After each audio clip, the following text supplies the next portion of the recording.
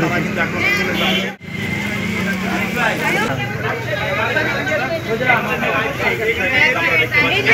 আমাদেরকে মারে, এখানে আমাদেরকে মারলে আমাদের কোনো নিরাপত্তা নাই ভাই। আমরা গাড়িতে উঠি, যাই হোক গাড়িতে আপনাদের নিরাপত্তার জন্য আপনাদের যা ব্যবস্থা আপনারা নেন অবশ্যই। কারণ এখানে যদি আমাদের যারা অপরাধ প্রকাশ চ্যানেল থেকে দেখছে, সেই ময়মনসিংহ থেকে ছুটে আসা যারা খেলোয়াড়, আসলে তিনজন নাই, কে নাই?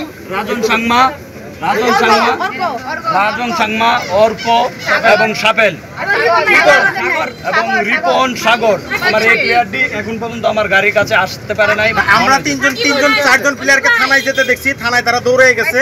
তারা থানায় আছে, আমরা তাহলে আমরা থানায় আছে। আপনারা থানায় চলে যান, তার গাড়ি নিয়ে চলে যান, থানায় যান, আপনারা থানায় যান, গাড়ি নিয়ে থানায় যান, থানায় চলে যান।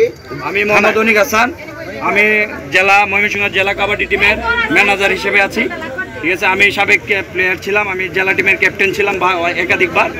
ঠিক আছে, আমার আপনার ফোন নাম্বারটা একটু বলেন তো। 01408991229। আমি আশা করি দর্শক আপনারা দেখতে পাচ্ছেন যে ময়মনসিংহ থেকে কাবাডি খেলার জন্য কিন্তু এসেছিল।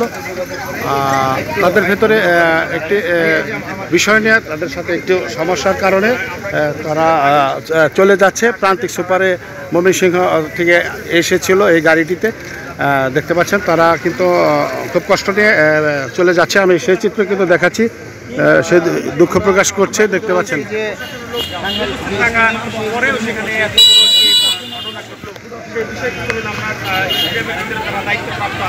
আমরা তাদের সাথে কথা বলবো যে কেন আজকের এই ঘটনাটি ঘটলো, সেটা নিয়ে আমরা স্টেডিয়ামের ভিতরে যারা দায়িত্ব আছেন তাদের সাথে কথা বলবো।